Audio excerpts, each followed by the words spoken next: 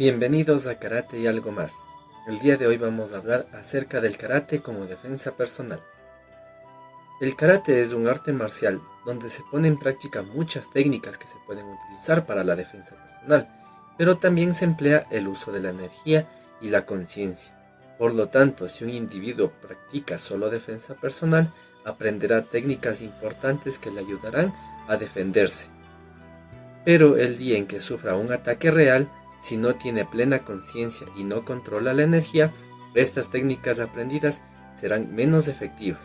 Por ello, aquí te explicamos. Si bien es cierto el karate fue creado como un método de defensa personal, se fue refinando con otros fines, como son los deportivos, el recreativo, el mantener una determinada línea técnica o la visión técnica personal del maestro. Y también hay que reconocerlo, se fue ablandando de cierto punto, pero no lo digo como algo negativo, sino todo lo contrario, porque es beneficioso, ya que recordemos que en una práctica de kumite en el dojo, sin protecciones, el practicante podría perder un diente o sufrir alguna fractura, como algo dentro de los parámetros normales. Hoy es considerado un accidente muy grave que un alumno se lesione de ese modo, y si el instructor no cuida que sus alumnos se mantengan ilesos, fácilmente los perderá. Pero también, al cuidarlos tanto, nos empezamos a acostumbrar a situaciones ideales, a protecciones técnicas predefinidas, un entorno sin elemento que nos lastime, el respeto mutuo por las reglas. Aun si los participantes exclaman que quieren hacer un combate sin reglas, no se verá jamás un golpe de nuquite a los ojos del contrincante o una patada a la cara, golpes a los genitales, mordidas o alguna de las improvisaciones con cualquier elemento.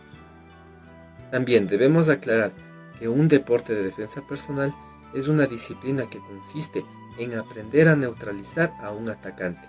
Entre otras cosas, en defensa propia podemos recurrir a movimientos de deportes de combate o artes marciales.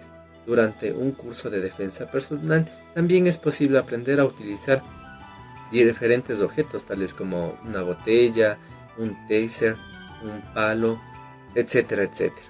También es importante entender que las artes marciales responden a una necesidad estética y técnica y requieren una lucha justa. La defensa personal responde más a una necesidad de supervivencia. Por lo tanto, el objeto de práctica del karate como defensa personal es aprender a detener la agresión lo más rápido posible, a diferencia de los deportes de combate y artes marciales como el karate. Cuando se trata solo de defensa personal, se permiten golpes debajo del cinturón, dedos en los ojos y mordeduras, si estos pueden ayudar a sobrevivir a una situación de agresión compleja. Para recurrir a las técnicas de karate en defensa propia requiere que el individuo se encuentre en una situación de amenaza.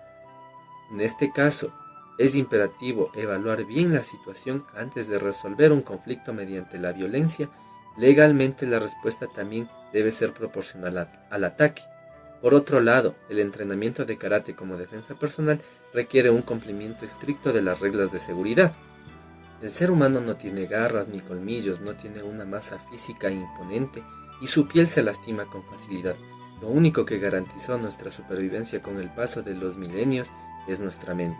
Gracias a nuestro desarrollo cerebral superior pudimos elaborar estrategias de supervivencia frente a otras especies más grandes, más poderosas y físicamente más aptas para la supervivencia. ¿Por qué vamos a cambiar eso ahora?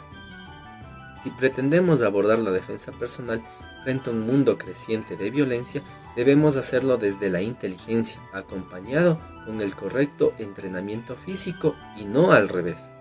También es importante entender que en defensa personal no se pueden aplicarse técnicas tan complejas, ya que no son recomendadas para utilizar en calle, debido a que la adrenalina, entre otras cosas, obstaculiza las funciones motoras finas y potencia las gruesas de ambos individuos, lo que los hace muy difícil de aplicar. También en la práctica rara vez contemplamos que el oponente, además de estar adrenalizado, puede estar drogado, lo que le dará más fuerza y menos dolor, o presentar alguna capacidad física diferente. que haga que la llave no entre, ya sea por su hiperlaxitud u otras razones. Bien, en las katas básicamente se encuentran técnicas de defensa personal. De hecho, si se revisan minuciosamente, se puede notar que en las técnicas de katas, bunkais y quijones se encuentran los mismos métodos que se enseñan en una escuela de defensa personal.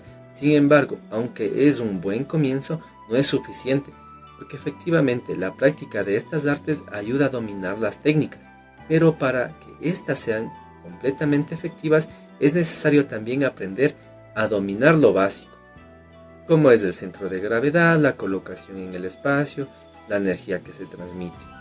Funakoshi, de hecho, sugiere que el estilo Shotokan en karate es el más adecuado para la autodefensa. El arte ofrece un dominio propio total a nivel consciente y físico, y no solo un sistema mecánico de bloqueos, golpes de mano y patadas. La mayoría de las escuelas en esta disciplina enseñan que mantener la calma y dominar la conciencia es el primer paso para aplicar en defensa propia. Por lo tanto, al conocer y evaluar bien el entorno con mayor facilidad, se podrá evitar un enfrentamiento, y si la situación obliga a luchar, es posible escapar rápidamente. Es aquí cuando la conciencia y la energía son la primera prioridad, cuando se actúa en defensa propia y no el tamaño o la fuerza física. Si te ha gustado este video, te invito a suscribirte.